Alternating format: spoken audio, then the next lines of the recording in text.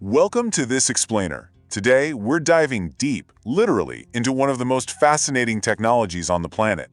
I mean, how exactly do we manage to map the pitch-black abyss of the ocean? It's a massive environmental challenge, but you know what? The scientific solution is just brilliantly elegant. So, let's get right into it. I want you to go ahead and close your eyes for a quick second. Just imagine trying to map the massive, sprawling terrain of the entire ocean floor with your eyes completely shut. You can't do it, right? Total darkness makes vision basically useless. But here's the really incredible thing. Where our eyes fail us, sound actually takes over. So how do ships see in total darkness? Well, they don't look, they listen. Section 1. Seeing in total darkness. The sensory problem. Because light just cannot penetrate the deep ocean, science had to find a completely different physical property to rely on. And, well, that brings us to our core concept for today, sonar, which actually stands for sound navigation and ranging. Instead of relying on light waves bouncing off objects and coming back to a lens, we're using sound waves. It's essentially a form of mechanical echolocation, turning the invisible deep ocean into a geographic landscape that we can actually measure and, comprehend. Section 2. How active sonar works. The core mechanism. So, this core mechanism relies on a super simple 1-2-3 sequence. Step 1. A transmitter on the ship sends a distinct sound pulse. We usually call this a ping, straight down into the abyss. Step 2. That ping travels through the water until it physically hits something. Could be the seabed, maybe a sunken vessel, or some wild geological formation. Then it bounces right back up as an echo. Ping, then echo. Finally, step 3. Computers instantly take over. By measuring the microscopic fraction of time that echo takes to return, they can calculate the exact distance to that object. Ping, echo, map. It literally happens in a flash. Section 3. Active versus passive sonar. The distinction. Okay, so what we just described with the ping and the echo, that's active sonar.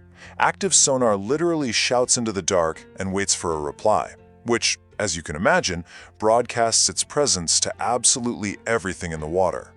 Passive sonar, on the other hand, takes a much stealthier approach. It stays completely quiet and just listens. So the question becomes, do you want to blast a signal out to map the terrain, or do you want to stay completely hidden and just absorb the sounds that are already out there? Just think about the specific scenarios where you desperately want to use passive sonar. Like, if you're a submarine, keeping quiet is your absolute greatest tactical defense, right? By strictly listening, you can track the faint, distant acoustic signatures of hidden ships miles and miles away without ever revealing your own location. You basically remain a ghost. Or what if you're a marine biologist? Passive sonar is absolutely perfect for tracking wildlife, like whales. You aren't interrupting their habitat with loud, stressful pings. You're just silently eavesdropping on their natural behaviors down in the deep. Section 4. The speed of sound, the physics and takeaway. To really appreciate why this system works so flawlessly, we kind of have to look at the physics of the ocean itself. Sound behaves incredibly differently depending on what it's moving through. And actually, sound travels underwater significantly faster than it does in the air we breathe right now. Because water is such a dense medium, sound waves zip through it with just incredible efficiency. This makes the ocean a highly conductive environment for acoustic energy, making it the absolute perfect tool for rapid underwater mapping. Ultimately, it all comes down to this really profound realization. Sometimes you just have to listen to see. By rethinking how we perceive the world and relying on our ears rather than our eyes, we've managed to illuminate the darkest, most inaccessible regions of our planet. The pitch-black abyss isn't really a barrier anymore, is it? It's more like this massive canvas of echoes just waiting to be mapped. So as we wrap up this explainer, I want you to ponder this.